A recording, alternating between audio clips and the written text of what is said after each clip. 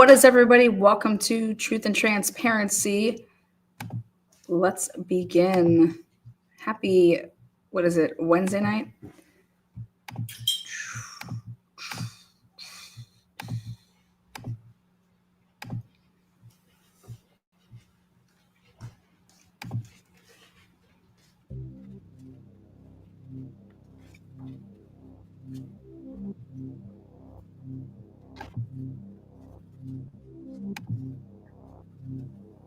Like, if you need a lot of brains, you're going to be in trouble.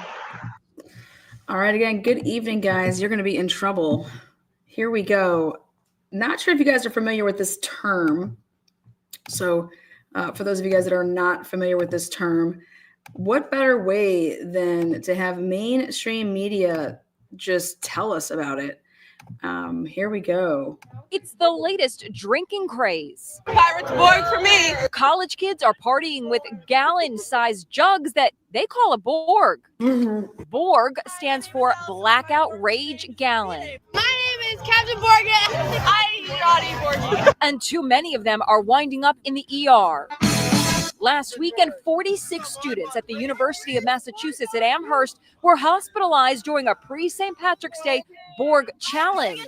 Justin Borg, man. It could be, a recipe for disaster if you're drinking a lot of alcohol in large volumes over a quick period of time. Good morning, Spring Breakers. And now with spring break underway, Bob's Burgers. many are concerned that Borging could promote binge drinking. Morgan. How-to videos are all over TikTok. I'm going to show you how I make my Borg. They buy gallon-sized water jugs like this, then add vodka or rum, a color sweetener, and an electrolyte supplement to help avoid hangovers. Add some liquid IV so we don't get hungover. Shake it up. Taste test. They even write clever slogans on the jars. This woman recorded herself seemingly getting more and more wasted. I'm in mine. I'm halfway through my Borg. I finished my Borg.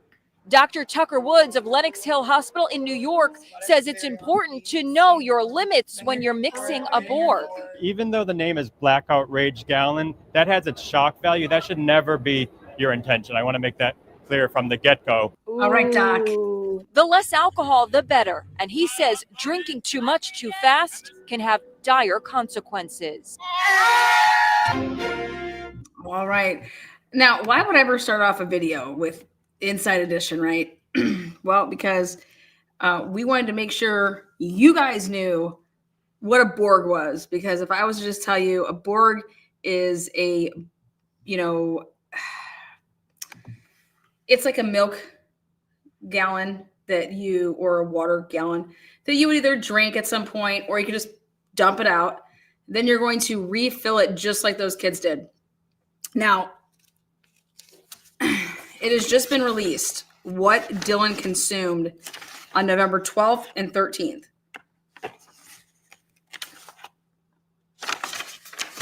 On Saturday, November 12th, through the early morning hours on Sunday, November 13th, 2022, DM had consumed champagne, 9 to 10 seltzers, Truly's for the win. But here, Dylan preferred White Claws that were 5% alcohol, a Borg, which that's what a Borg is. It's a concoction of hard alcohol, water, and then you usually take like a flavoring, Crystal Light, and then you could take you could put like Gatorade in them because you want to have something that's going to have your electrolytes up so that you don't have a hangover the next day. Also probably take some Advil, but all of that and an unknown amount of alcohol while participating in a drinking game. So again, DM consumed champagne, 9 to 10 White Claws, a Borg, and she had an unknown amount of alcohol while playing and participating in a drinking game. That is what Dylan had on November 12th, going into the 13th then. And that is not saying what she had prior to that, meaning like the Friday and the Thursday. You just kept, having one, just keep drinking so you don't get hungover in a way, so you're not sick. Thank you so much there, Kay Miller. Thank you so much there, Douglas. Appreciate you. So cheers. So when we're talking about how much Dylan had to drink, that's how much. So again, champagne, 9 to 10 White Claws, a Borg by itself, like, dude, holy shit. And then an unknown amount of alcohol while playing a drinking game. So I get that she's 5'10". I don't care how tall you are. I mean, that's a fucking lot. That was what she told investigators. So again, if you're just joining us and you want to know what a Borg is, really quick. As jugs that they call a Borg. Borg stands for Blackout Rage Gallon. My name is Captain Borg. Captain Borgen. And then you get to name your Borg. So my name, if I had a Borg, would be, let's see what you guys say in chat first. We'll come back to that. So blackout. So Dylan Morrison's going to have to say on the stand that she had a Borg, which is, what does that mean? Blackout Rage Gallon. So this is just one of the items. 9 to 10 White Claw, champagne, and then an undisclosed amount. She didn't know when they were playing like this drinking game. I mean, you don't know how much you drink in like flip cup or like beer pong. And too many of them are winding up in the ER. Last weekend, 46 students at the University of Massachusetts at Amherst were hospitalized during a pre-St. Patrick's Day Borg challenge. Just in Borg, man. It could be. It's a Borg challenge. All right. Fuck yeah. Dude, Idaho parties. All right. I think they're always in the top whatever for students partying. So anyways, point being is that hey, party on, let's drink. But it's going to have something to do with your, you could say, here we go. So Ann Taylor fires back about this bushy eyebrows, and this is why. So now we're going to bring over Hector. Hector, what's good? What you got for me? Well, Lana, let's see. I got this new document that Ann Taylor just popped. Is that what you want to see? Hell yeah, that's what I want to see. So here we go. And this is all about mistaken identification. So they talk about that in the beginning because this is a reply to the bushy eyebrows again, saying that, hey, this is our issue with this, okay? Is that Brian Kober is the only person going to be sitting in there. It's not like there's a bunch of people going to be sitting in there and a bunch of people that have bushy eyebrows. But this comes from the person that's saying that this person even had bushy eyebrows. This is unreliable. Okay. So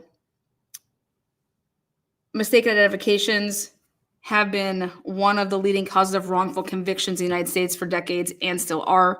When a witness swears under oath to the identification of the person on trial, the impact cannot be understated. In this case, if DM is allowed to say that she saw bushy eyebrows, it will not be different than her pointing to Brian Kober and saying that's him. To make matters even worse or more prejudicial, the state wants to admit into evidence a picture of Mr. Kober as if DM identified him in that photo or from that photo. This is how wrongful convictions occur. Okay. So people that are out there that are saying, hey, why is Ann Taylor so scared of this? Or if he doesn't have bushy eyebrows, what does it matter? All these things. No, this is about how this will present to a jury, period. How this will present to a jury. And now when you want to talk about putting it into, okay, who's saying it? When did they say it? That whole, the test, the Biggers-Mason test. Wow. So I don't know, maybe the judge is going to say, well, you can go ahead and talk about how she's basically blackout drunk, with her Borg. All right. Well, so then I guess we're going to have to bring in a gallon. This is all just setting up to have to go at this surviving roommate in a way that if this just isn't admissible, then we don't have to. Hey, so you said you were sleeping, but you really weren't, right? You were awake at 3:51. That's what I just think that this could avoid.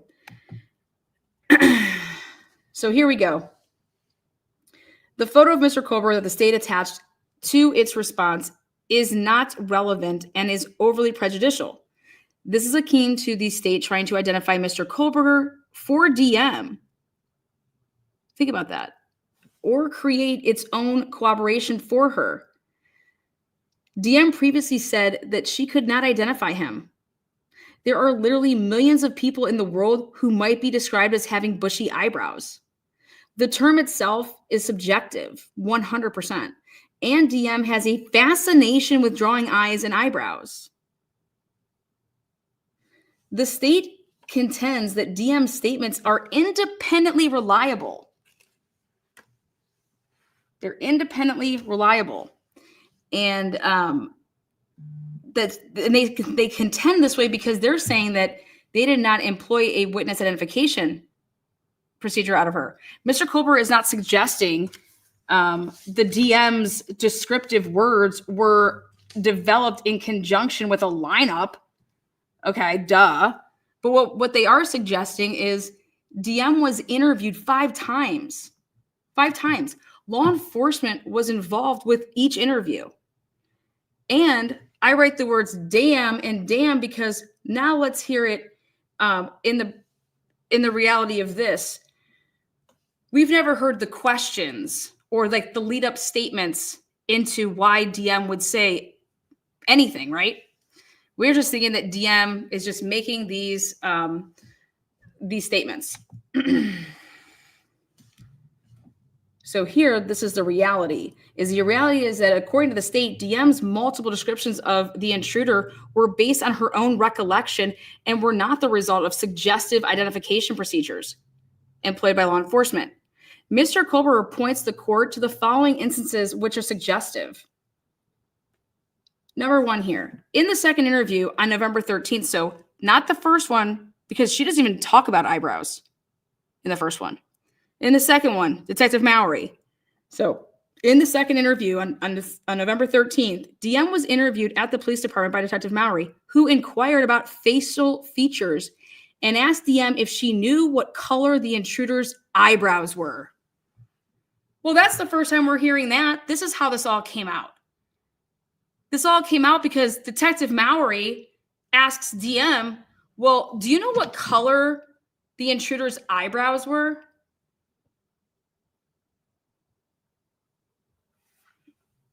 And she says no to that answer. So this is then becoming suggestive when you're asking. So Detective Mowry is the person who mentioned eyebrows to DM. It's not DM mentioning eyebrows.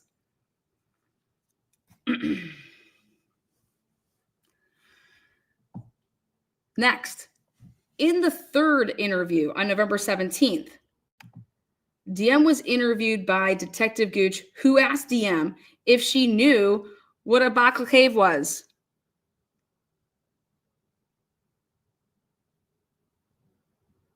And guess what? That's how that word comes out. And then guess what? Dylan is shown a picture, though, of it first. Okay? Dylan's shown a picture. Ready? Then Dylan we'll wait for it here. So again, Gooch asks her and shows her a picture. Then December 1st, DM drew the mask for the interviewer, right?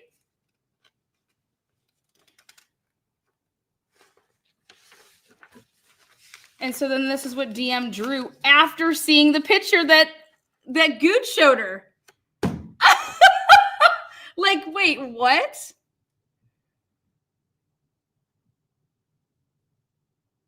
So this is the first time we're hearing that this is how this played out.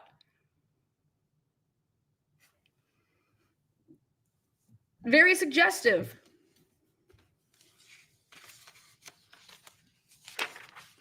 Next. So I'm like, damn, okay.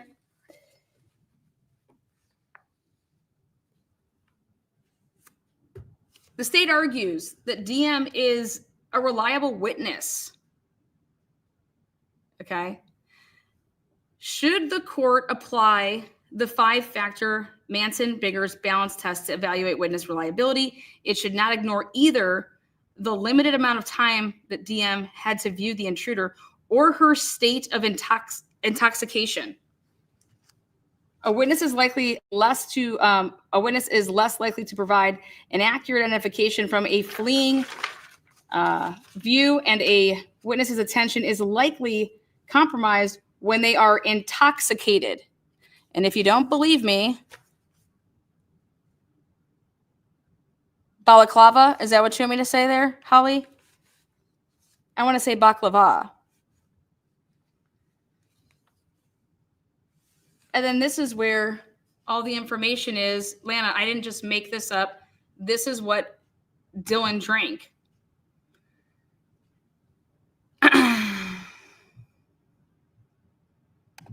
You like that?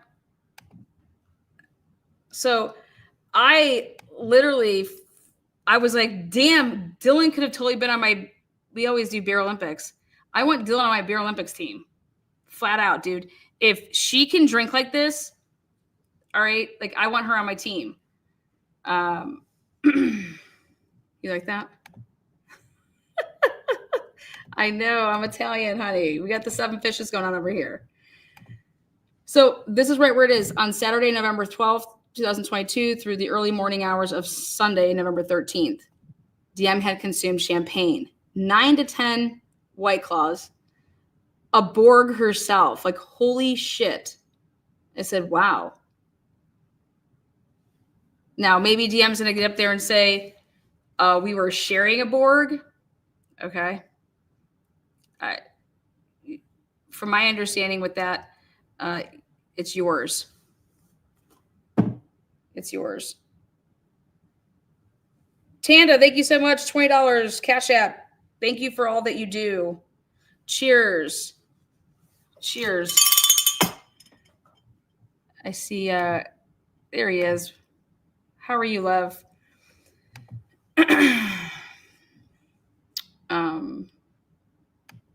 Just wow, and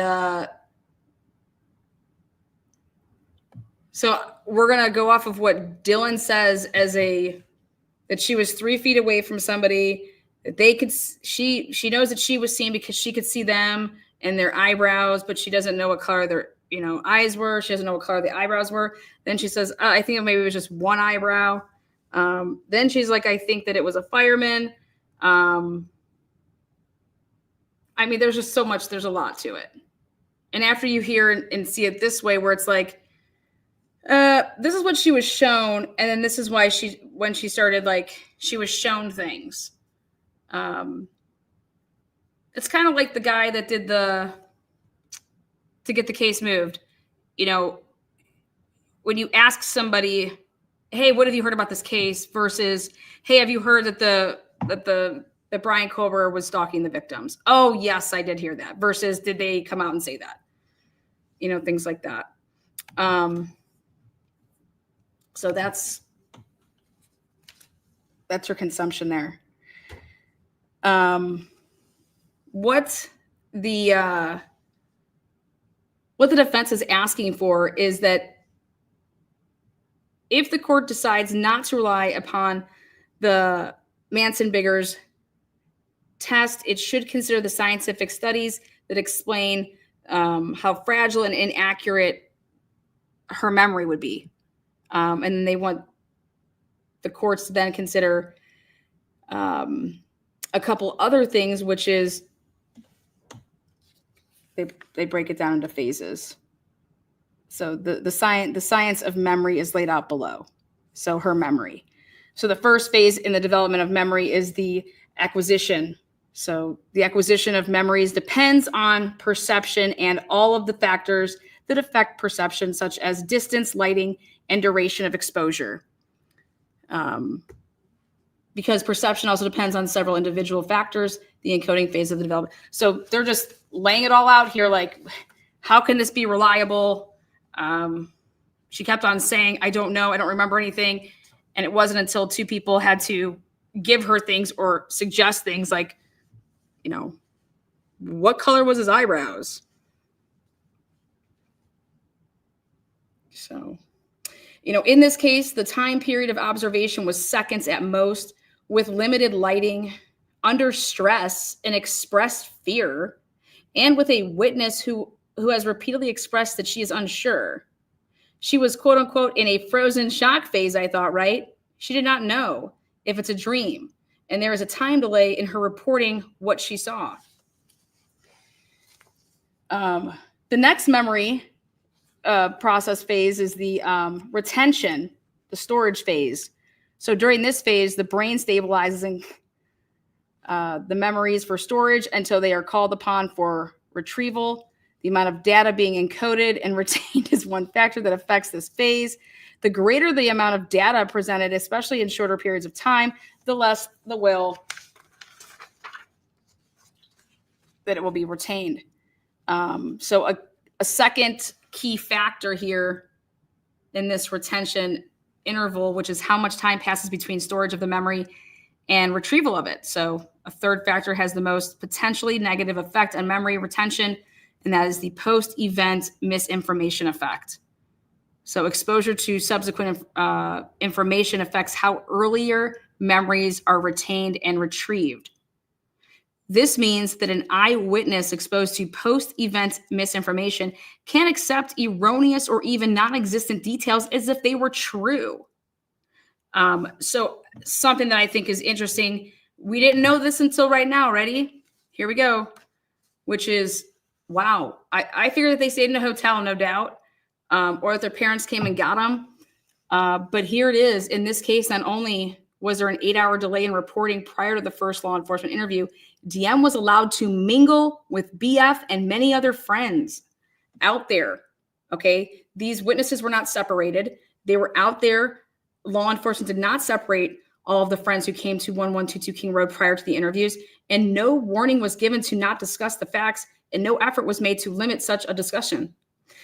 Many of the friends who were at 1122 King Road when police arrived also stayed in the same hotel room the night of November 13th, 2022. We didn't know any of this.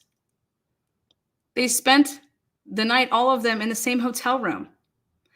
There was also extensive media coverage, right? Yes, we all are aware.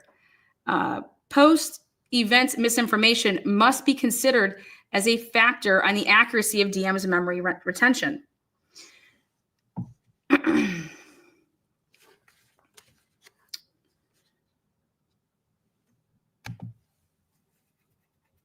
So finally, during the retrieval phase, the brain searches for the pertinent information, retrieves it, and communicates it.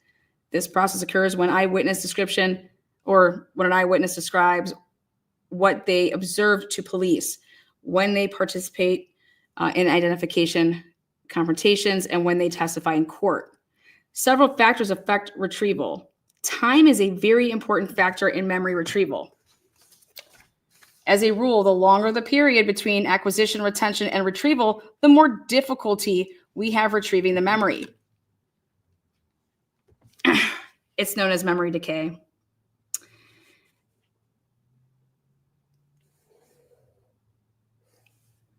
Right.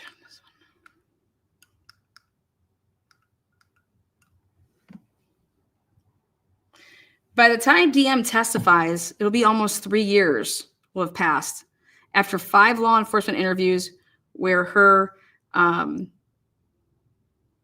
reciting of whatever it is that she has, she's been reciting the events of November 13th, 2022 changes, and after extensive media coverage about the case, which almost always includes pictures of Mr. Kohlberger, memory retrieval in these circumstances weighs against reliability. So For the reasons addressed above and in Mr. Koberger's initial brief, the court should grant Mr. Koberger's motion in limine to exclude DM from using the words bushy eyebrows to identify the intruder that she saw and to exclude DM from identifying Mr. Koberger based on bushy eyebrows.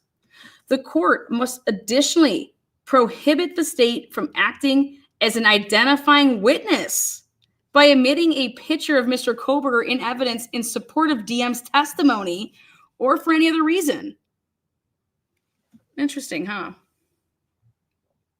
So, now, next up, of importance, Battle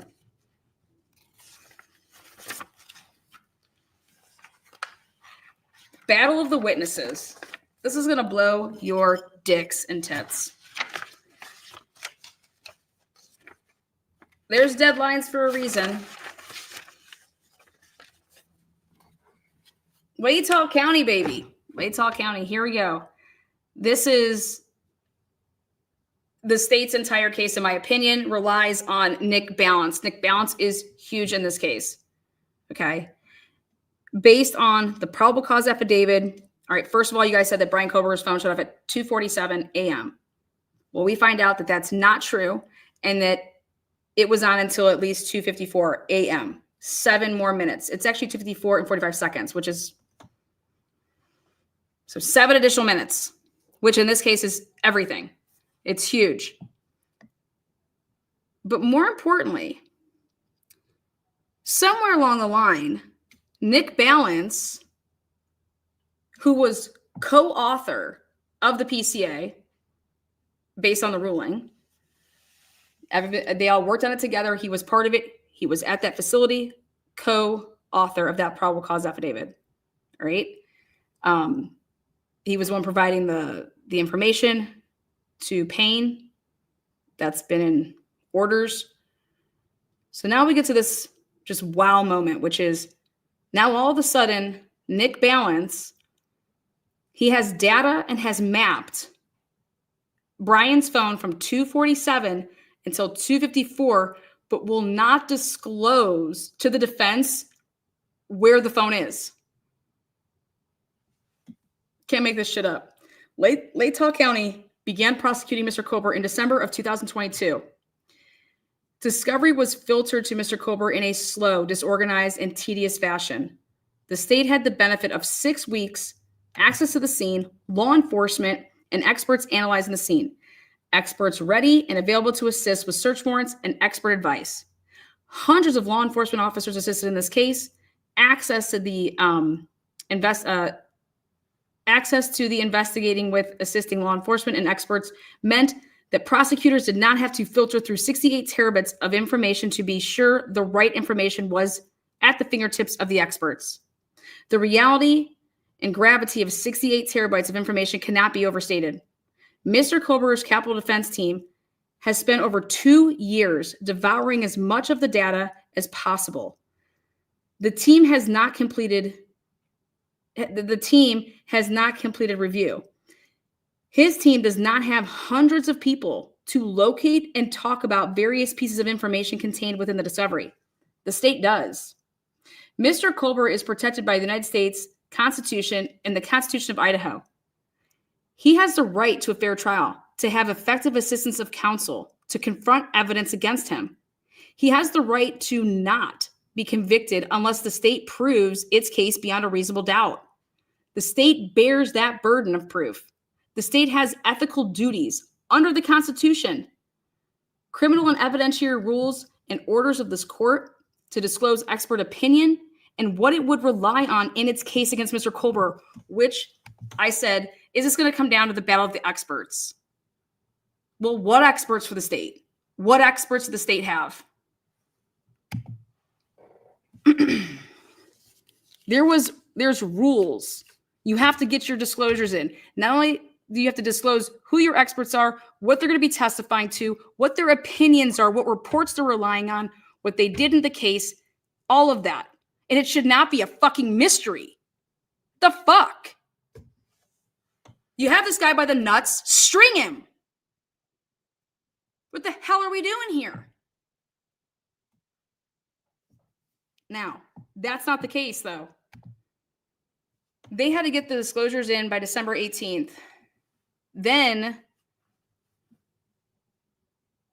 they were told by the judge on January 23rd or 25th that, yeah, you guys knew what had to be done here, and we're not, there's no extension, there's no other deadlines.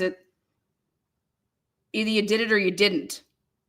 And it's always better to disclose more than less. Okay. So here, check out what has happened in this case.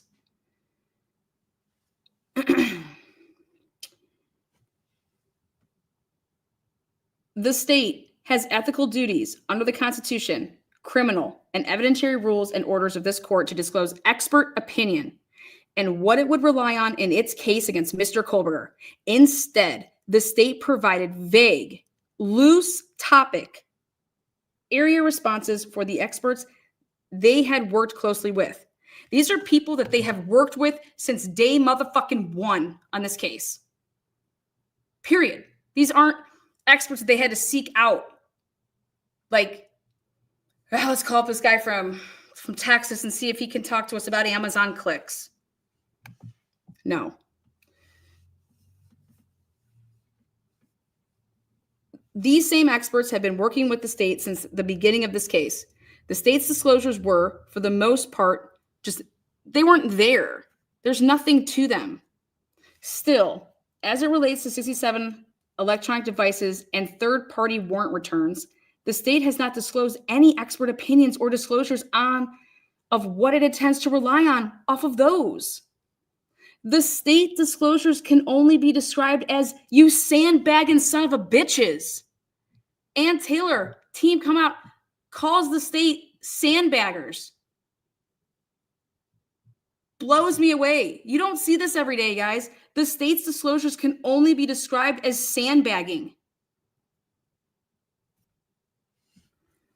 In many cases, it appears that the state's initial disclosures resembled a laundry list of topics, and then once Mr. Kohlberger completed with the court's order, the state took advantage of learning a great deal about Mr. Kohlberger's experts and evidence, and tailored new disclosures to address Mr. Kohlberger's experts. These are not rebuttal disclosures. They are the state's case in chief. Numerous examples are laid out in detail in Exhibit 1. And guess what Ann Taylor gives us Exhibit 1? And I went through Exhibit 1 for like 3 hours today because I couldn't even believe this shit, because this can't possibly be allowed to be. It's just how. One example here is the state's Amazon expert, Mr. Cox. Again, give it up for the Cox, guys. So this one example in the state's Amazon expert Cox, a second and more extreme example is FBI Special Agent Nick Balance. And this is why we're talking about it. Many of these expert disclosures are based on evidence and data that has still not been disclosed to Mr. Kohlberger. Discovery was due in September.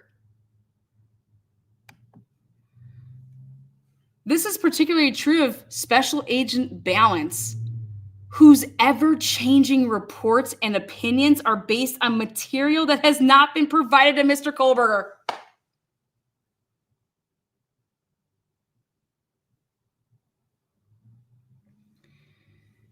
To assist the court, Mr. Kohlberger put together Exhibit 1 to this motion as a guide to the chronological order of the disclosures and what lacks in them.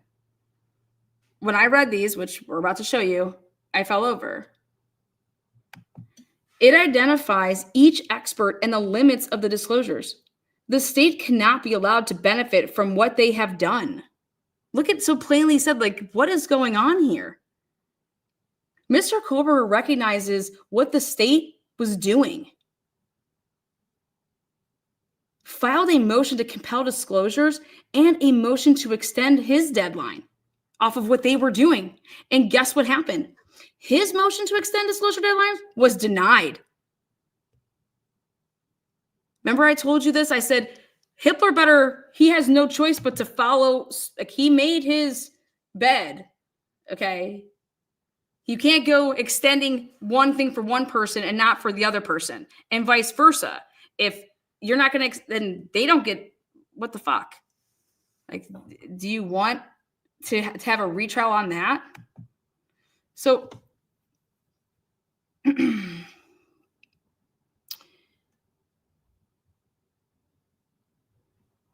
during his motion to compel, this court expressed intent to apply the rules if disclosures were not properly made. The state then, with the advantage of Mr. Culber's expert disclosures, has continued to trickle new opinions to the defense. The state cannot be allowed to benefit at the expense of Mr. Culber's right to a fair trial, confrontation, due process, and assistance of counsel. The state cannot be allowed to ignore Mr. Culber's rights, shirk its duty, and get a free pass on the rules. That's like we're all playing Monopoly, but you don't have to abide by all the rules. So every time you land on go to jail, you don't have to. You roll doubles 3 times, you don't go to jail. You get 2 turns to R1.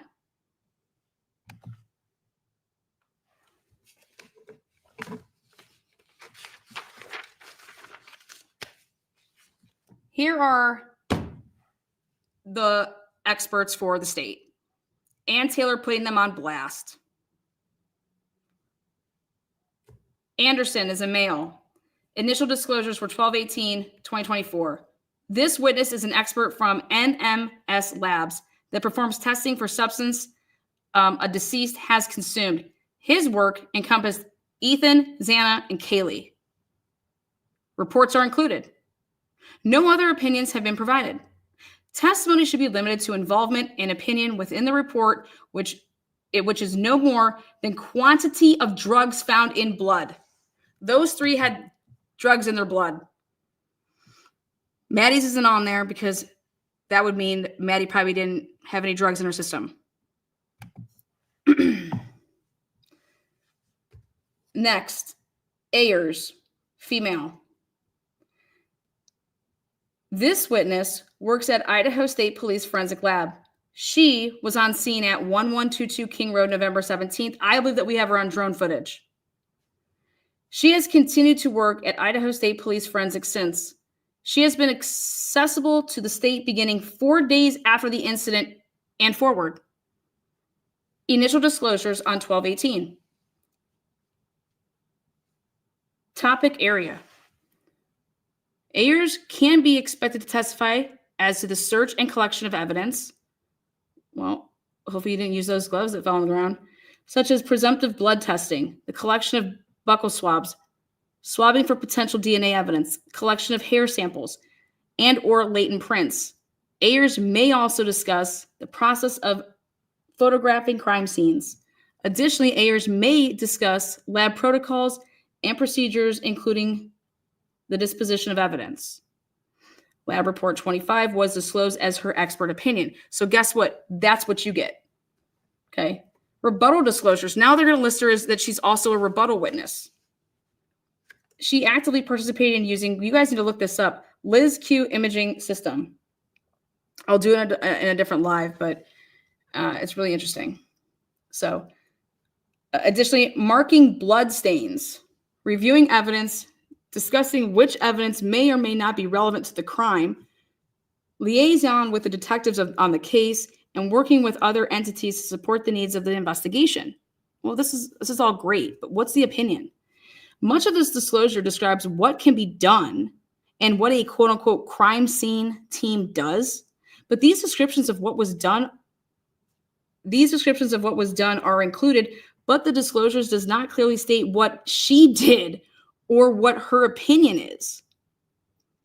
Then they disclose here, 3/3/25, 3 months. 3 months. This disclosure starts with general scene processing before another topic area is disclosed. Ayers will testify about DNA.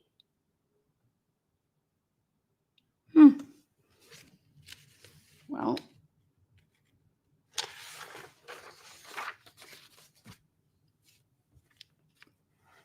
The disclosure contains describing processes and testing. The state does not disclose any opinion she may have about what was done or why. Like generic shit.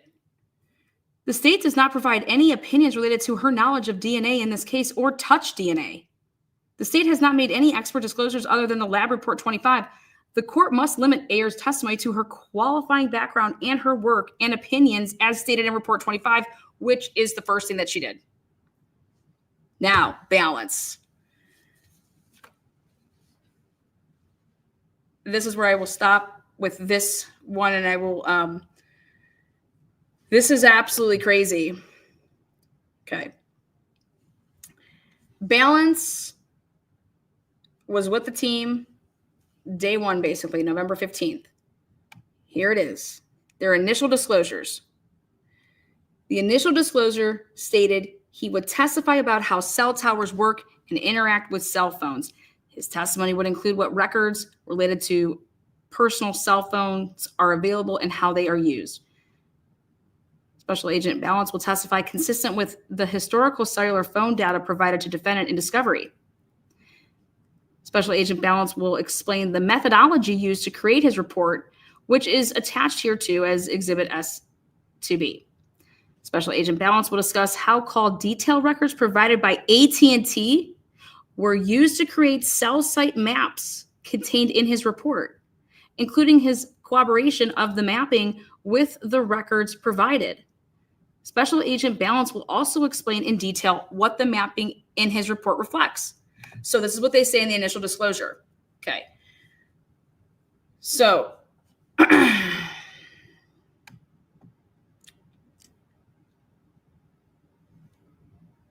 it is noteworthy. This is what the defense says back.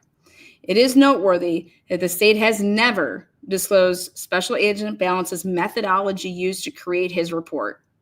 He has never disclosed how his maps were created. Special Agent Balance has omitted over 90% of the AT&T data during the relevant times he chose to map. There is no disclosure as to why this data was omitted. Special Agent Balance will provide his opinion. See that? This is what they're claiming that he's going to do. As to the general locations in which the target cellular telephones were located at various times before and after the homicides at 1122 King Road. You see how it says target cellular telephones as in plural? Okay. Multiple. Because the people that you would be targeting is obviously, you have your victims, you have your survivors, then you're going to have other persons of interest at one point, and then Brian Koberer. Okay. So this would have been all things that he would have been doing at different times because of their progression of the investigation, or you would think.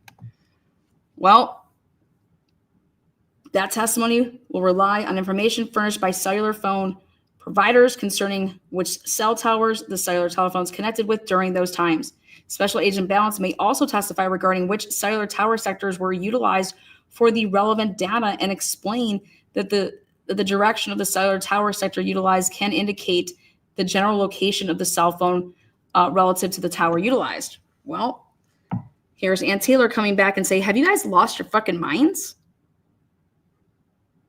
The state has never produced an actual opinion by Special Agent Balance about the general location of Mr. Kohlberger's cellular telephone that was at various times before and after the homicides at 1122 King Road and the cellular phone's direction of travel. I said, well, what about the PCA? Didn't he do it there? But that isn't a report.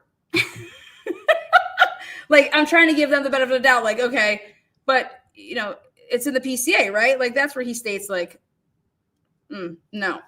So I said, wow, this is wild. To date, their expert has not disclosed anything that they're saying is in here. Just when I thought it couldn't get any worse, it does. On 2/17, so that was December. Now on 2/17/2025, he's now listed as a rebuttal witness. The state responds to defense disclosures, but in doing so, it continues to refuse to provide expert analysis and opinion.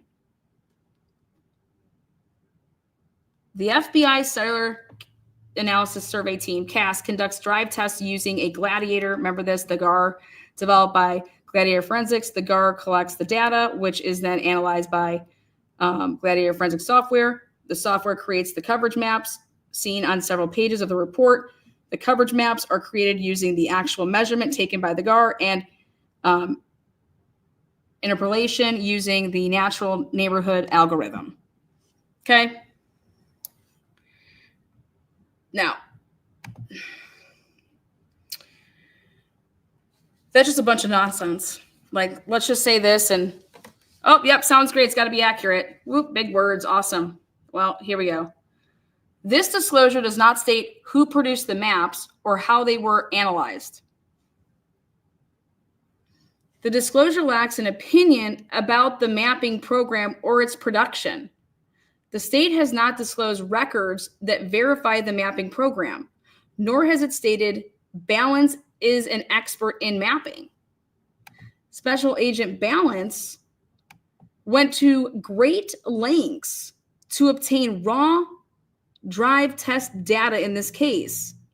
Despite those efforts, he has only produced the mapping of that data for less than 5% of the relevant cell sites in his work product.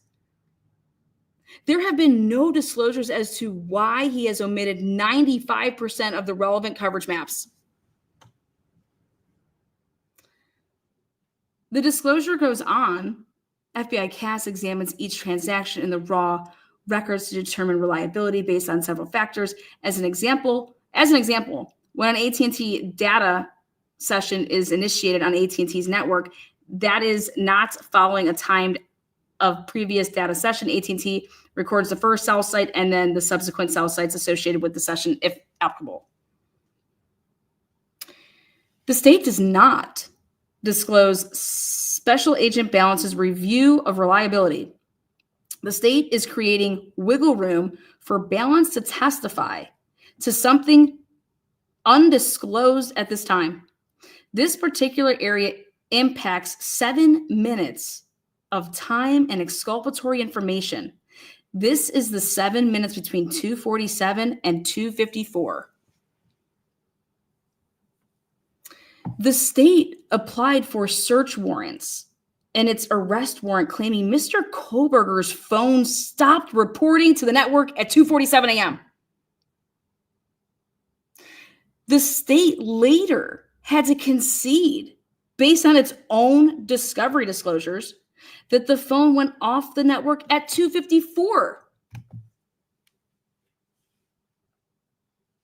And I'm going to tell you guys why this is super important based on I've been there. We've traveled it from Pullman to the house and how long it takes and how many cameras to get even into Pullman, or both to get into Pullman as well as to get into Moscow. How you, like, the ways that you're going to be going in that you would be seen on camera. How did this happen? But the probable cause affidavit said that Brian Kohlberger's phone stopped reporting at 2:47. Why? Well, because 2:47 to 2:54 shows that he went that way for 7 minutes before it stopped reporting. That way, not that way. That's when you have Ashley Jennings, doing a pirouette and saying, cars can turn around. Well, you have cameras. Did you see it turn around? Did you see it? Like, where is it? It would be on your camera that you have that you're watching.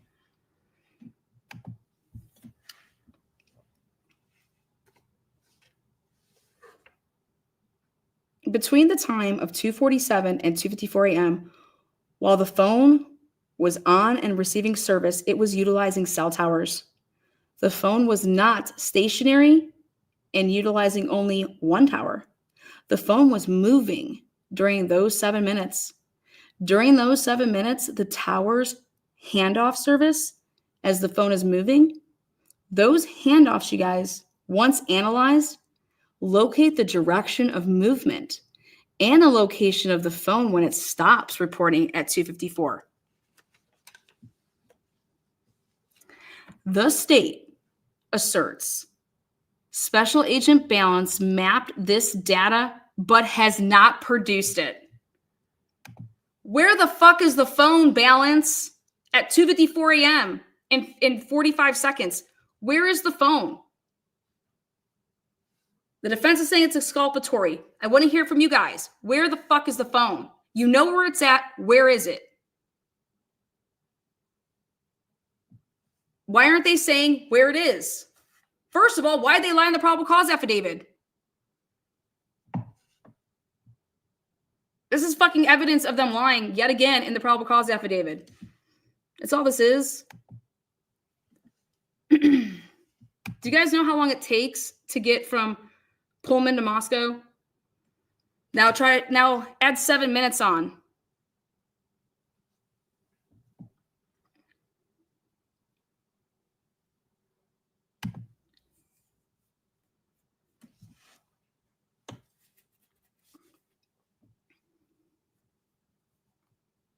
Depending on which way you go, it's 24 minutes. That's not what the 7 added on.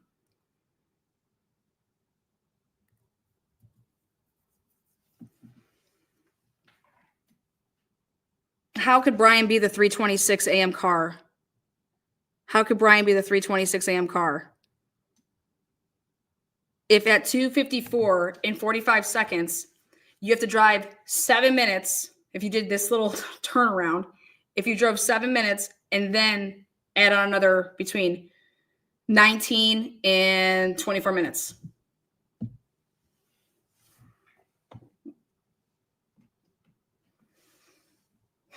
And not be seen in the immediate area of 700 block coming in. Because if you think that he went the most direct way, then he would be on the cameras right as you were entering. And he's not. And they have not produced anything.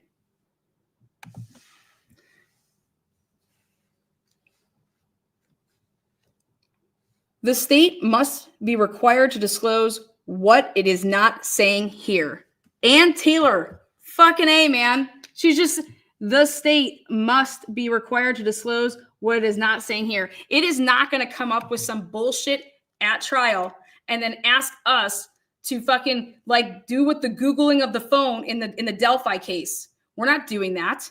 You're not going to come up here and say that, oh, it must have had that port in, port out because of dirt, water. Oh, I just Googled that at the break.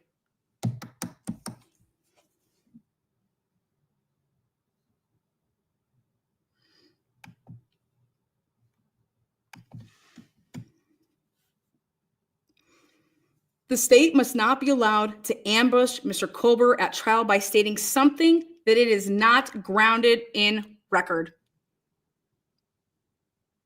This is the exact definition of trial by ambush. This is what boils my blood because this is about our rights. Okay?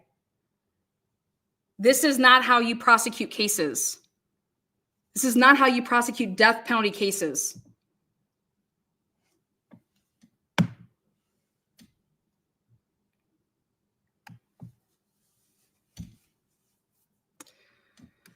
The state goes on to say, handoff data is analyzed on page 13 of the CAS PowerPoint. There is no analyst. Nothing's there. Special Agent Balance has not mapped a single handoff in the work product produced. Are you fucking kidding me? These ignored handoffs are the handoffs occurring during the described 7 minutes. Analyzing those depicted exculpatory evidence. That's where the exculpatory evidence lies. Because it shows that your PCA and everything that you will say at trial is bullshit.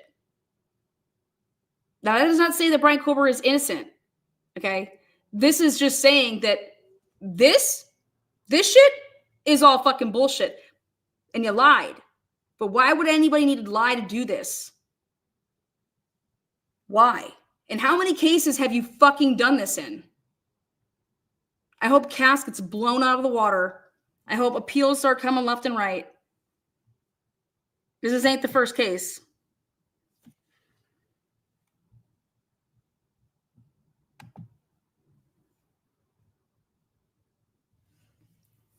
Again, these ignored handoffs are the handoffs occurring during the described 7 minutes.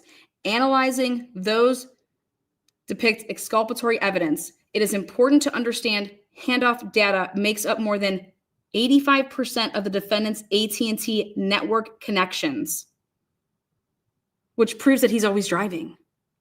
That's what that sentence basically is saying. Special Agent Balance's opinion as to why he can omit those connections in one part of his report while relying on them in another must be clearly stated. I love it. Twist them pubes. Basically saying, you know what? Sure, you want to do it this way? Well, then guess what? You got to do it that way, just the way you just did right here for everything else. Boom. Lana, your brows are looking extra bushy tonight. Never shave them.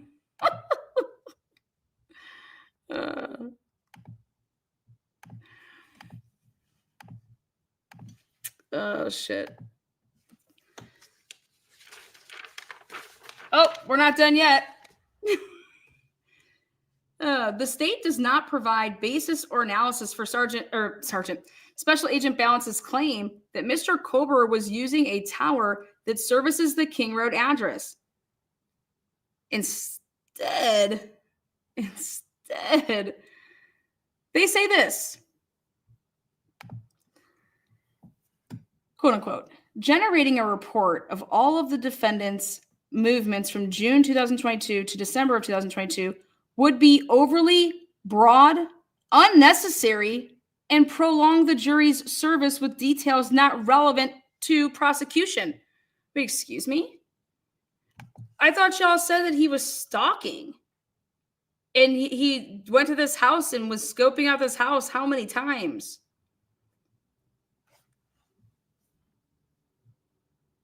Shoot. This is me. Wow. I mean, wow.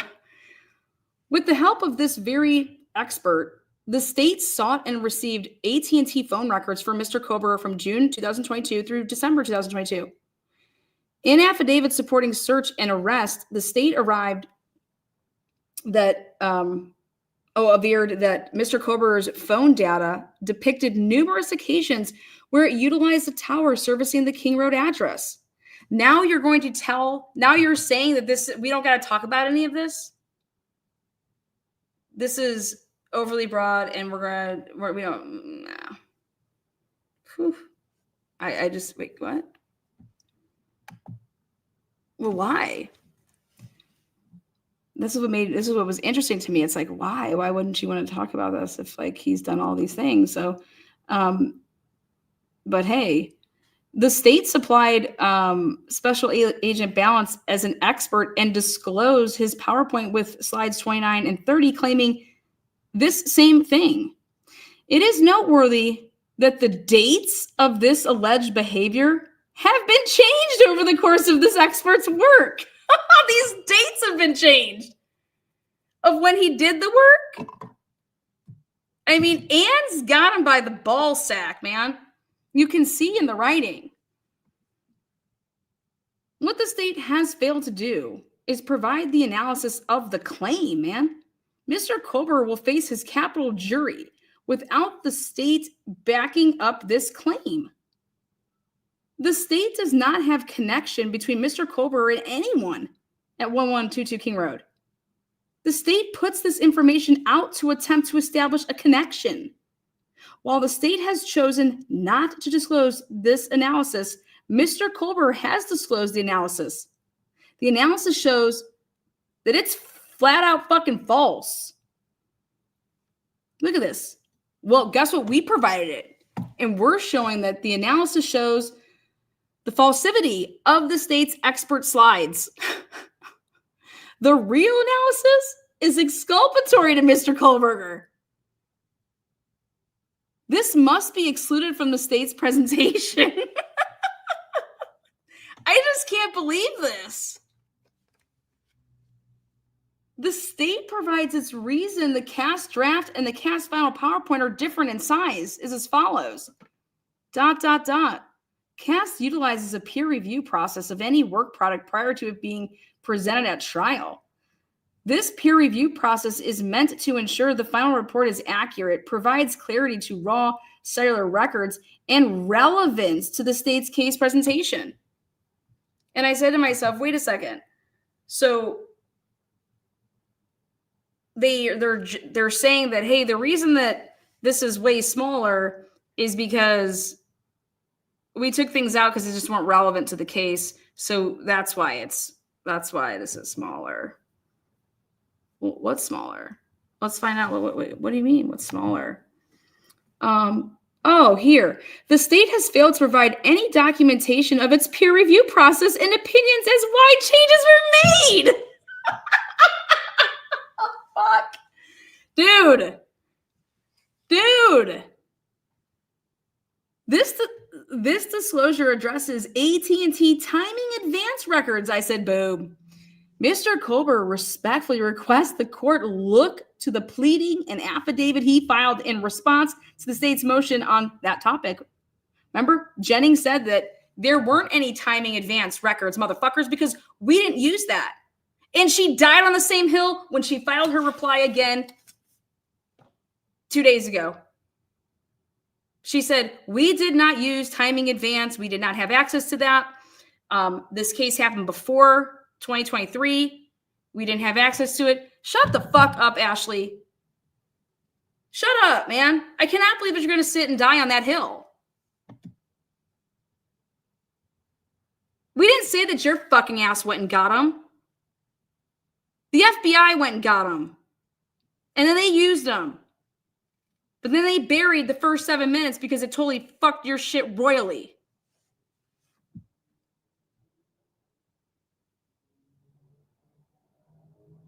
And they had to go get another prosecutor because you're fucking ass. You guys hear about that? Yeah, welcome to the game. Another youngin'. Madison, come on down, girl. The state. Bring on another lawyer.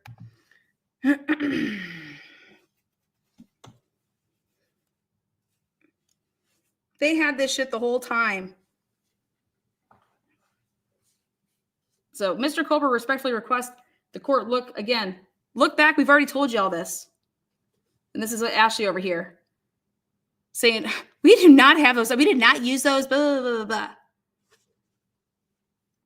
Okay, now, three months later, they're going to supplement their disclosure.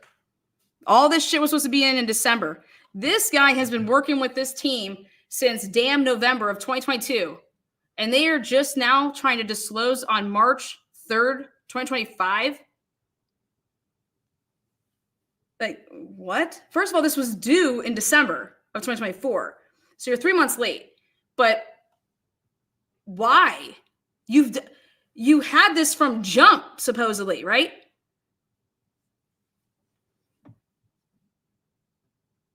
Embarrassing. Or is it worse? This disclosure advises the court and counsel that Special Agent Balance plans to testify by summary from various AT&T documents and utilize his own created summary as exhibits in place of the actual record. Why? The state has not supplied such documents unless it is this PowerPoint. If that is the case, these documents are data that are the result of an undisclosed analysis and interpretation of the data because there's no opinions in it. This is why experts are usually so fucking boring on the stand, okay? Because they put up their lame slides that are the generic shit, okay? And then they just want to talk just a teeny bit about what is actually going on in this case. Okay, Show me the fucking phones. Where do you have them all? Show me on a timeline. This phone's moving and doing this. Okay. Now this phone's moving and doing this. Show me them all fucking together. Show me where and what's going on. I don't give a fuck about your goddamn PowerPoint that tells me about, oh, we took this one. This is how we do this thing. This is how we do this thing. Can we just stipulate to that shit?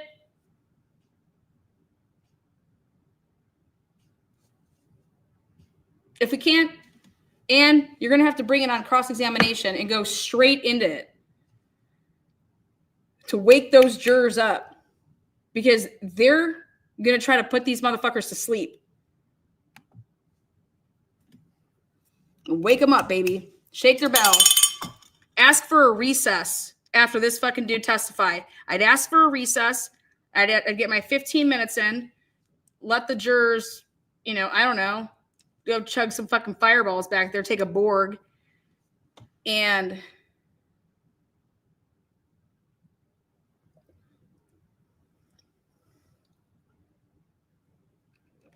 or just object the whole goddamn time. Sidebar. So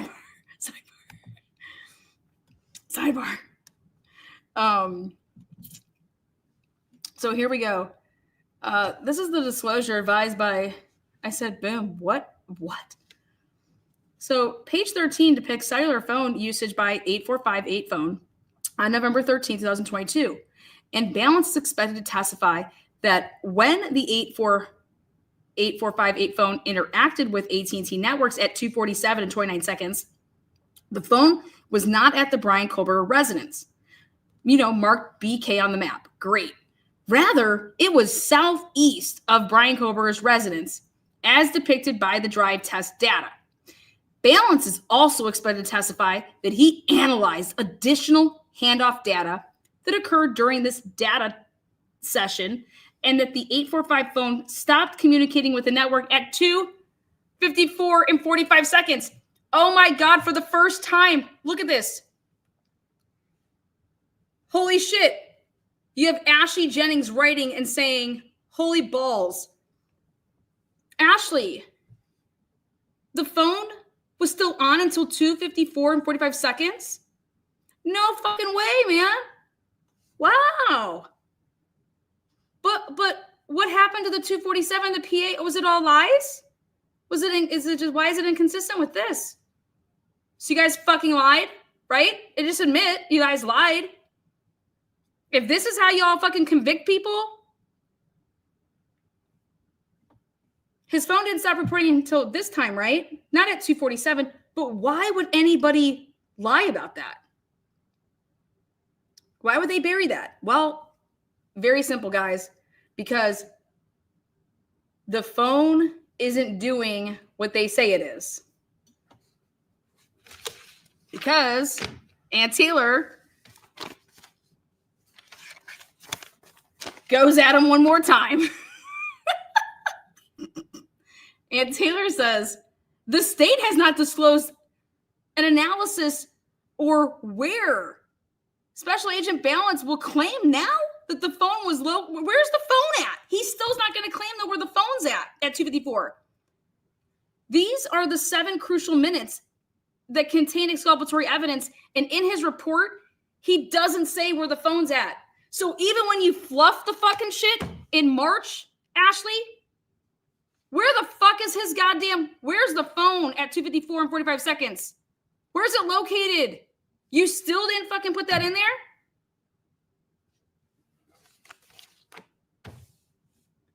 Very simple question.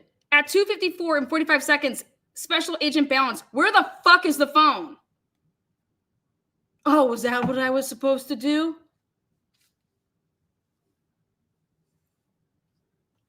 Page 28 shows a map that includes 1122 King Road, Moscow, Idaho, represented by the letters CS for crime scene.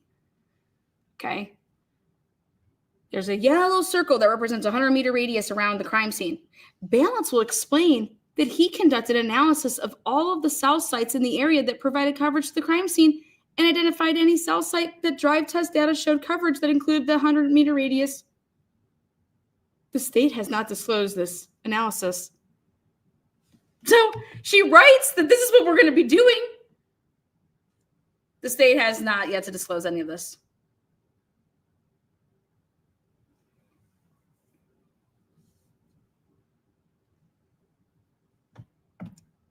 What that means is none of the results.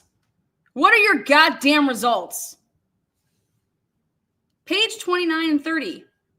It represents any time that the 8458 phone utilizes cell site identified as part of page 28, up here. Okay. So there's no analysis of this, but now on page 29 and page 30, those pages are going to represent any time that Brian's phone utilized a cell site identified as part of page 28. Between the hours of 10 p.m. and 4 a.m., 23 separate instances between July 9th, 2022 to November 7th, 2022. Balance will testify that Brian's phone utilized cell sites consistent with being at the crime scene during these dates and times. Balance will further testify that the hours between 10 and 4 were identified by the investigative team as times of interest. So nothing was mapped outside of those times. The state has not disclosed its analysis of any of this, by the way. In its 2/17/2025 disclosure, it was these times the state claimed was cumbersome and a waste of time to analyze. Wait a second. Lana, this is Tina with What the Fuck Translation Services. What the fuck are you talking about? Well, in layman's terms,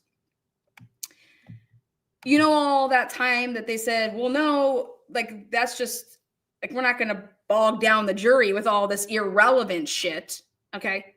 That's what this is. This is this irrelevant shit. We're just going to tell the jury that Brian was there on 23 occasions between 10 p.m. and 4 a.m. What?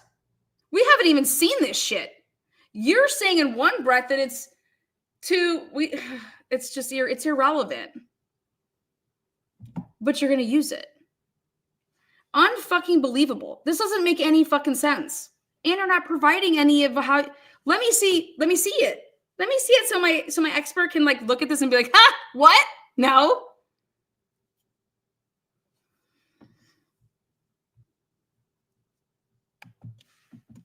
Now, Mr. Colbert provided Exhibit 2, the affidavit of Cy Ray, to support his motion to exclude S.A. Balance's testimony.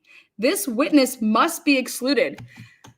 Ann Taylor is saying, bye-bye Nick Balance. He just has to be out. Okay? Well, why? Well, because they didn't do anything. They didn't disclose shit. They still haven't disclosed shit. And so what is he going to be testifying to? If you want him to testify, he's not going to be considered an expert.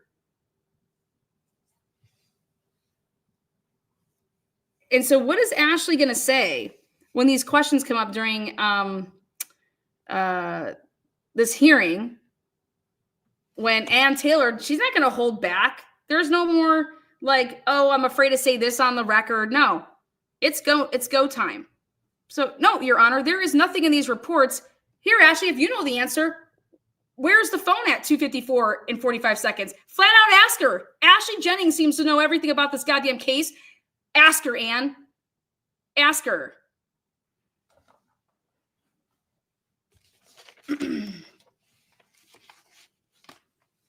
Ashley Jennings knows everything. They had to go get a special prosecutor again because of the case of a magical question, which I'm going to talk about another live, but we want to keep this clear and concise. This was the nuts on how you said the phone and the car were all moving together, okay? That's not the case. That's just not the case. The phone and the car and it making this big loop-de-loop and going to the house and killing 4 people, that you can't say based off of the phone and the car, okay? But that's where the whole railroading job comes in. Because if this man is guilty, that's just not the evidence that's factual, and that he should be convicted on because it's not true. But if he killed them and there's other shit out there that's going to come out, great, awesome. That's what y'all should be focused on. But this shit, this is what you needed to arrest the man. This is what you needed to arrest the man. And this is what you needed to get search warrants. This case is going to be literally, this ain't going anywhere. This is crazy. And Ashley over here is still dying on her hill over here to say, what was it? She put it back in writing again. Unbelievable. She's absolutely lost her fucking mind. I wouldn't be writing this shit. Her job's on the line though. But here's Ashley. AT&T timing advance. Ashley comes back and says,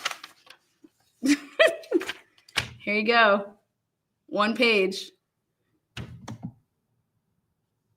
Regarding the AT&T, before June of 2023, AT&T retained timing advance records for 7 days. These records were not routinely provided in response to legal demands prior to June of 2023. After June of 2023, AT&T provided these records pursuant to legal demands and began retaining timing advance records for 13 months. In this case, the homicides occurred on November 13, 2022. Brian Kober was identified as a suspect December 19th, and they're still saying that. Unfucking believable. And she's saying that, guess what, guys? We did not use. So the search warrant for his AT&T records were executed on December 23rd. At this point, timing advance records were not available for Brian Kober's phone to cover the relevant time period, November 13, 2022. Despite defendants' repeated assertions, the fact of the matter is that AT&T did not provide timing advance records to law enforcement for Brian Kober's phone. The state is attaching affidavits from AT&T verifying that the state did not receive timing advance records. Now she's saying, do you see this? The state. The fact of the matter is that AT&T did not provide timing advance records. She's to law enforcement. The state is attaching affidavits from AT&T verifying that the state did not receive timing advance records for Brian Kober's phone. So I'm wondering if she meant to say the state there, but this is absurd.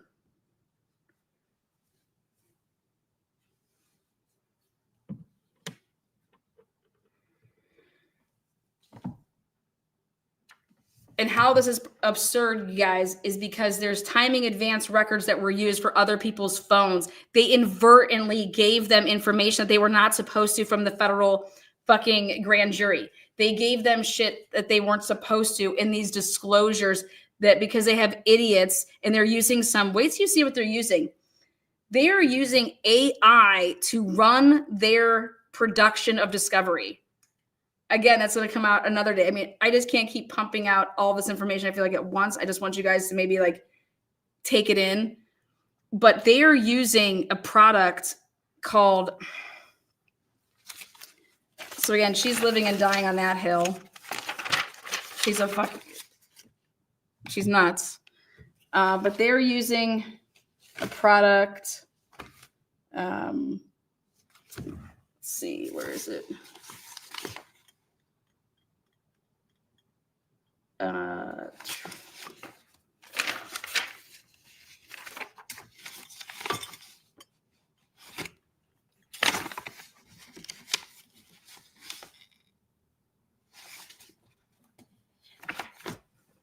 It's called hold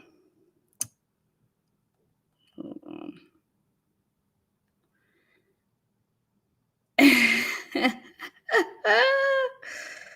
It is called Prosecutor by Carpel. Okay, this is what it's called.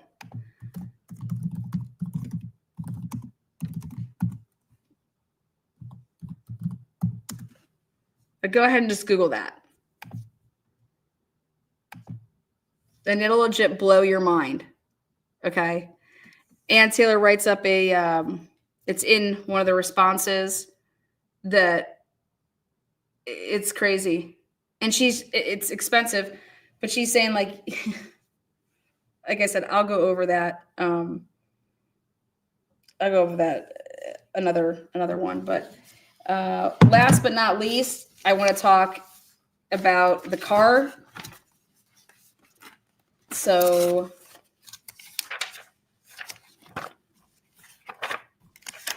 it's a good one. Oh yeah, here it is.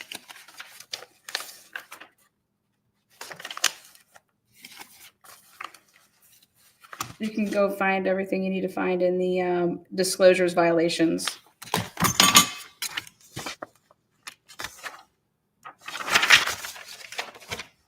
Right here. The prosecution has had the assistance of hundreds of investigators, law enforcement officers, prosecutors, administrative. Let me move this off of here. Look at this. In addition to the sheer manpower, the prosecution is using expensive technology, powerful case management software that the defense does not have access to. According to its website, their case management system, Prosecutor by Carpal, allows for prosecutors to tag individuals in the case and pull up all documents related to them, both within a case and across cases, has a global search function to search all discovery and case documents at one time and even generate reports from such searches, and allows external individuals and agencies read-only access to the case and the ability to upload documents directly into the case system. I'm like, you got to be shitting me. When I was reading this, I'm like, holy shit. Because they're talking about like, dude. And they're giving us shit. They have all this shit. And how is this shit getting to us so pieced? Okay. Right here. Look at available at HTTP, last visited March 22nd, 2025, saved at. Look at all this.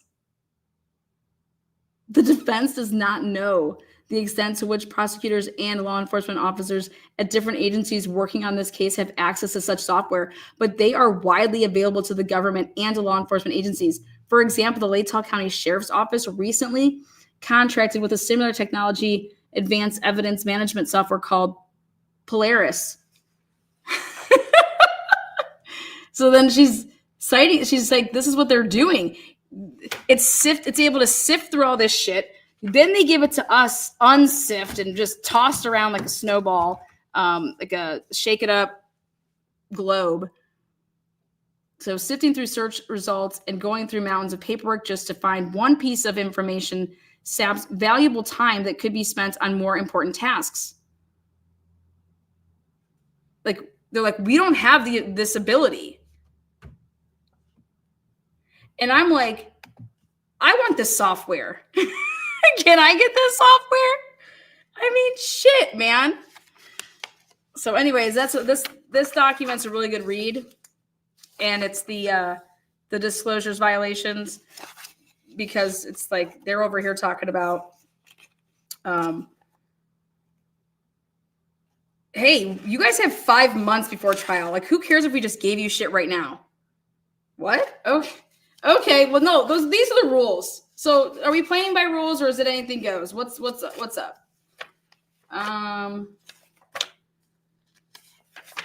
Last, and then I'll take any questions about, I'll play the Borg again. Where is my fucking, they went ham over these self-authentication of records. Oh, here, I'll show you guys this. This is this appearance for Sugar Tits Madison. So comes now the state of Idaho, and they're going to be adding on right here, the Deputy Attorney General Madison Allen. She will appear as an attorney for the state in this matter. Miss Allen will appear for the limited purpose of assisting the Latah County prosecuting attorney with jury selection scheduled to commence on July 30th. Miss Allen's assistance with jury selection will include responding to defendant's motion to adopt voir dire procedure and objection to quote unquote magic question. The response has been filed contemporaneously with this notice. So they bring her on for the purposes of jury selection. All right.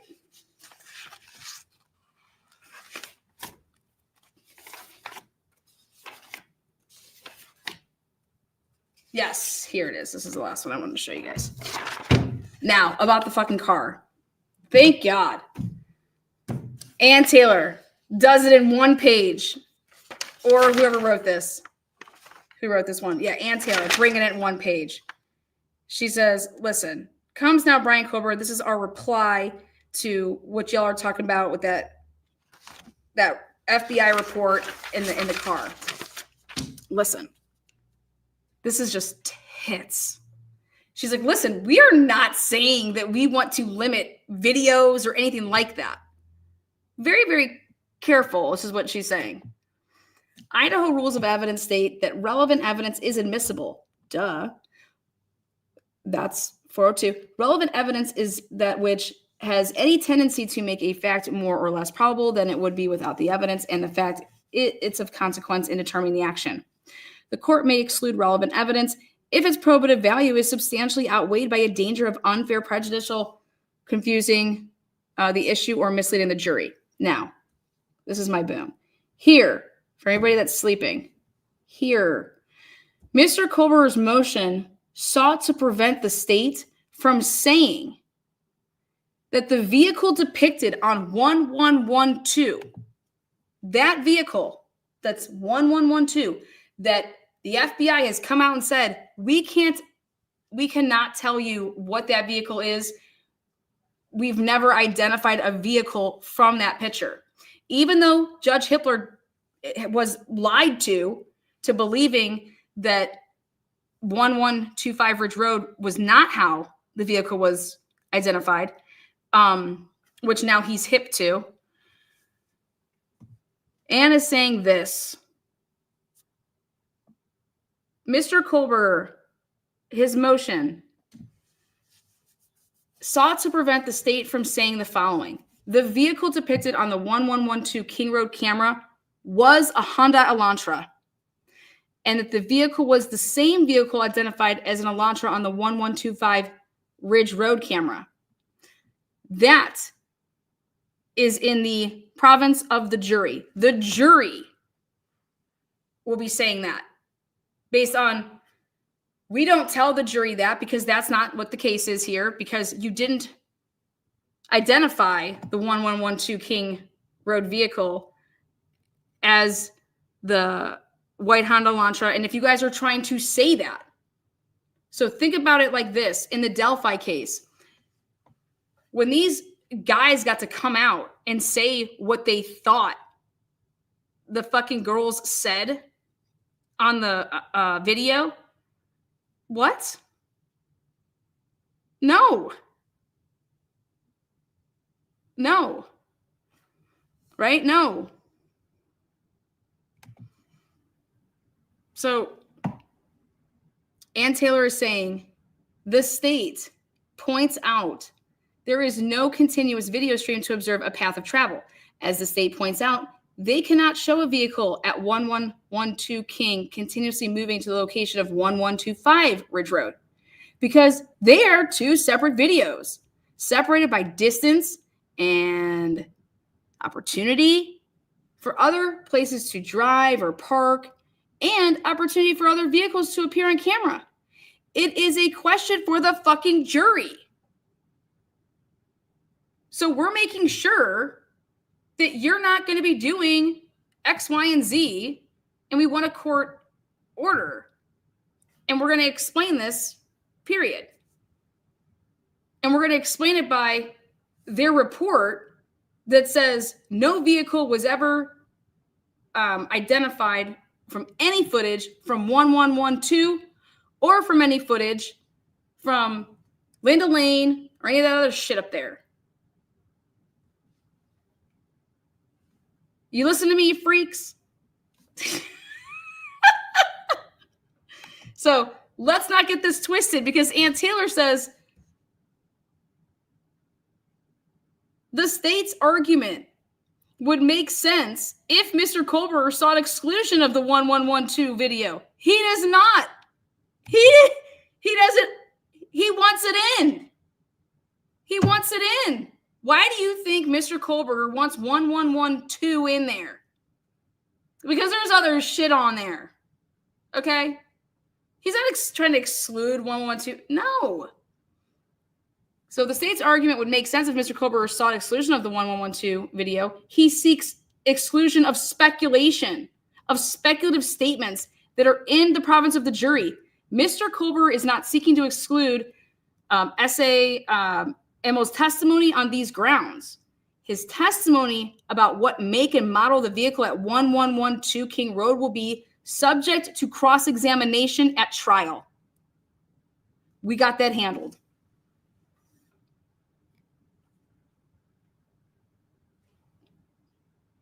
So don't get it twisted. And Ann Taylor using the public docket to let everybody the fuck know that we got you on your little fucking shit here. This is what we're concerned about.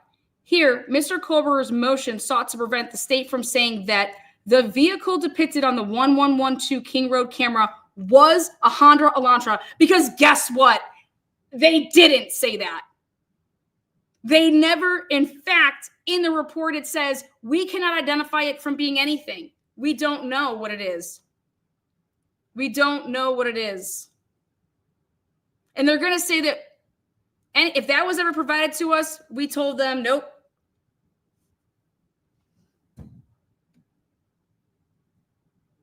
And what Ann Taylor is making sure is that the state doesn't think that they can get cutesy pootsy on the stand over there, okay? Hey, Jerry, watch the beginning of the video. Ain't no clickbait here. Watch the beginning of the video. It's all right there. Took me like 10 minutes to talk about what Dylan drank. I even showed videos so you guys weren't confused about what a Borg was, you know?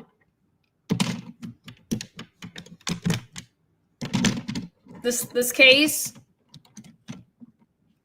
we're going to be living and dying on that sheath. That's it.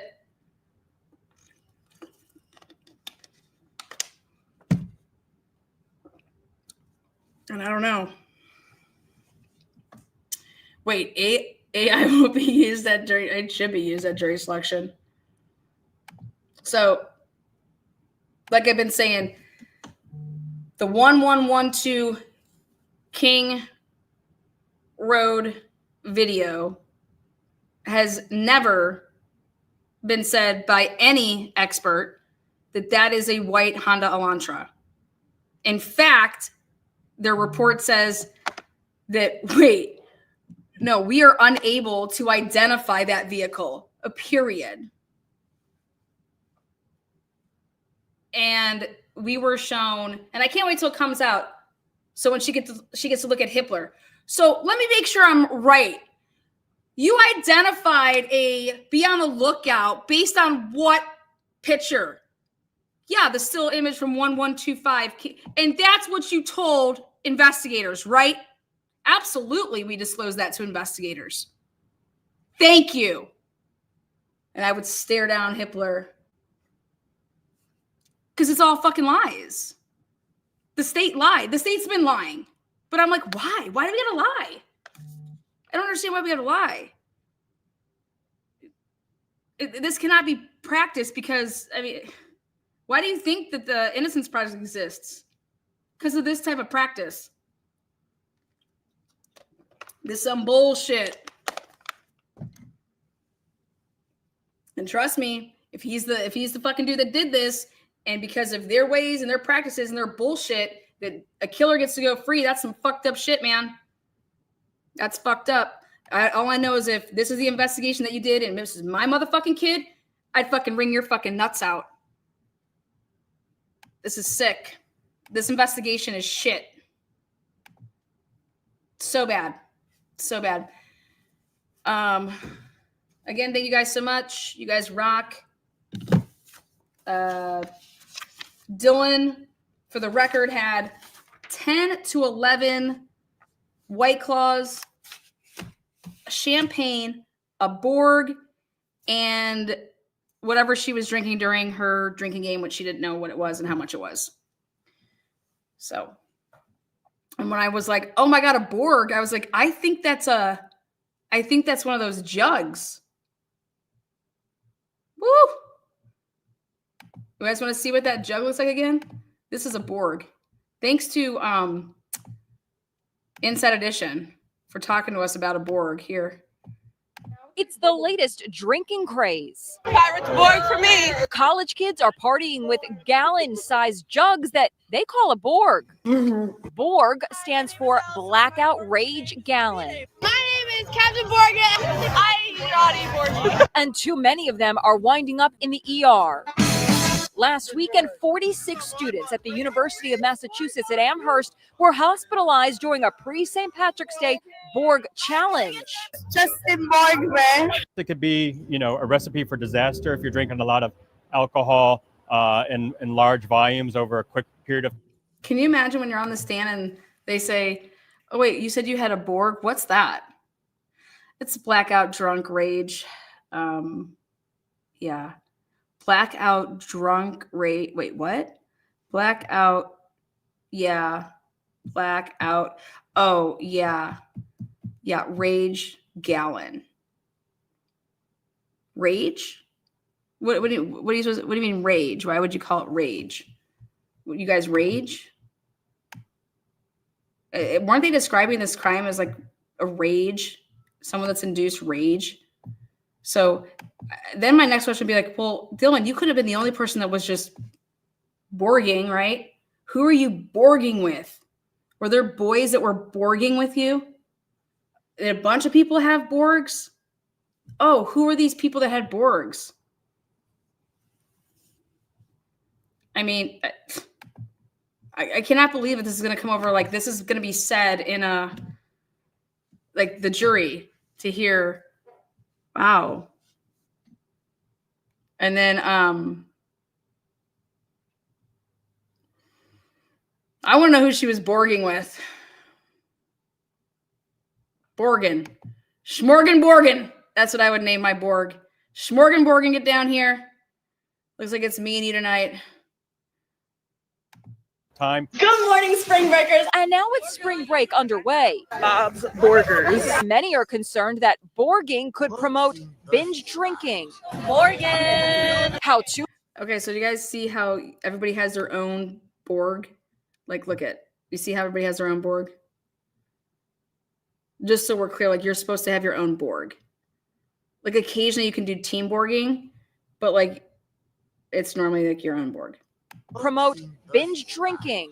Morgan. How-to videos are all over TikTok. I'm going to show you how I make my Borg. They buy gallon-sized water jugs like this, then add vodka or rum, a color sweetener, and an electrolyte supplement to help avoid hangovers. Add some liquid IV so we don't get hungover. Shake it up. Taste test. Have you guys ever taken liquid? Have you guys ever done the IVs in the morning? Like, They even write clever slogans on the jars. This woman recorded herself seemingly getting more and more wasted. save a Borg, ride a whore. You could do something like that. But I'm halfway through my board. I finished my Borg. Dr. Tucker Woods of Lenox Hill Hospital in New York says it's important to know your limits when you're mixing a Borg. Even though the name is Blackout Rage Gallon, that has its shock value. That should never be your intention. I want to make that clear from the Okay, thanks, get-go. Doc. The less alcohol, the better. And he says drinking too much too fast can have dire consequences. You guys, this video came out March 17th of 2023. Literally, like, just months after the murders. Damn. Let's see. We got those people were like, fuck our Chulies for the win. We got to get our Borgs up out of here. Let's see. Borg. Drinking. See if we have anything else. Viral TikTok Borg binge drinking trend becomes toxic on campuses. 2 years ago. Okay, let's check this one out.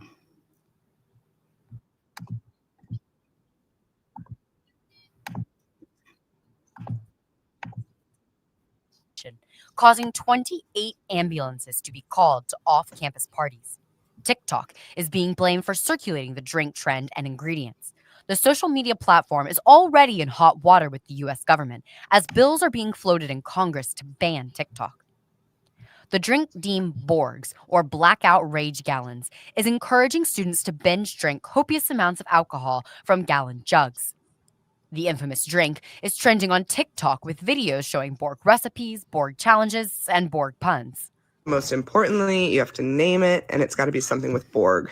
Borg. And so basically Gen Z just like drinks this. Students were seen carrying the jugs at the annual unsanctioned UMass student event. Okay, come on, guys. What would you? Let me see some good names in here. You have to have Borg in it. I would do.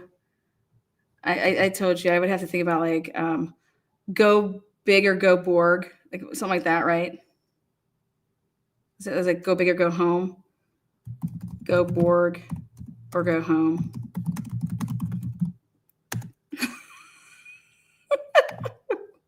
That's what I would name mine.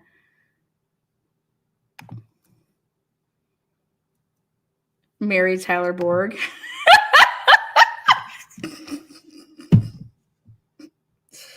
Oh shit. Ice Borg. That's a good one. Oh shit. Lana, what are you encouraging in your chat? Borgenschlag. I like that. There you go. Oh.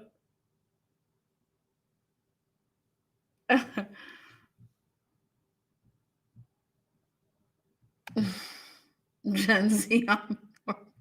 Wow. Borger bust. Borgatti. There you go. Now we're going to be giving them all their names. Blarney blowout. They were seen naming their jugs with Borg puns on social media while noticeably intoxicated. Margarita. Rick and Morty!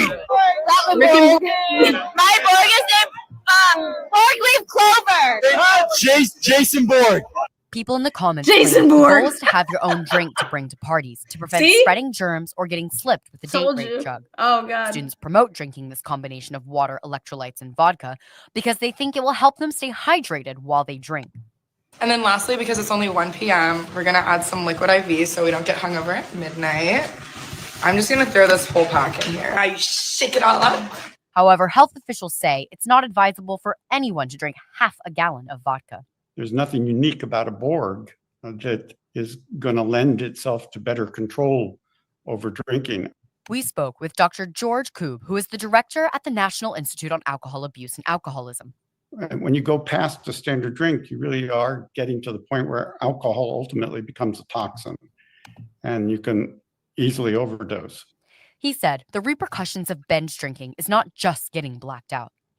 You can kill yourself, basically. Individuals who engage in binge drinking, high intensity drinking, which is 8 drinks for females, 10 drinks for males, you're approaching danger levels for your life.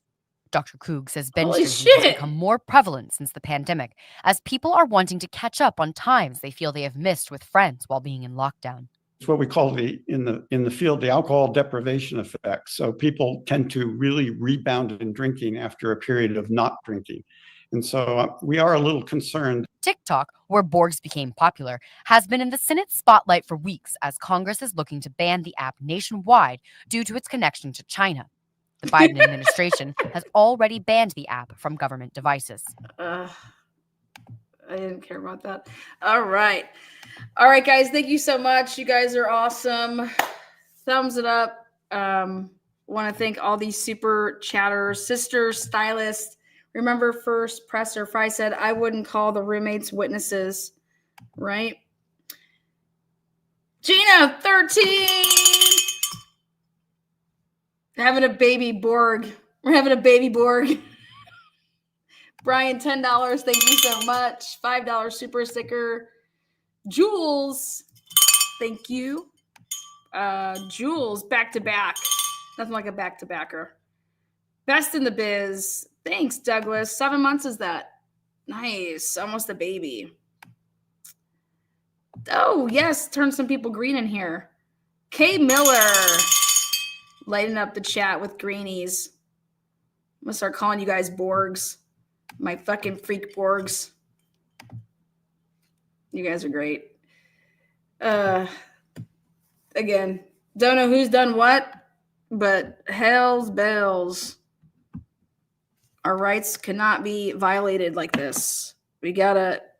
This is not how prosecutions should be run, in my opinion. But then again, what do I know, right? I'm just a lay person that could be prosecuted this way, and I would not be happy about it, right? You shouldn't be happy about it either. We are supposed to be, you know. This is wild. This is wild. So, yep, a Borg the mission. Don't go over Borg. You guys, these are some great names. I mean, who can fuck with our Borgs? Again, thank you guys. We'll see you on the flip side. Tomorrow I'll be back at it. I gotta go deep dive some more docs. Take care. Good night. Peace out.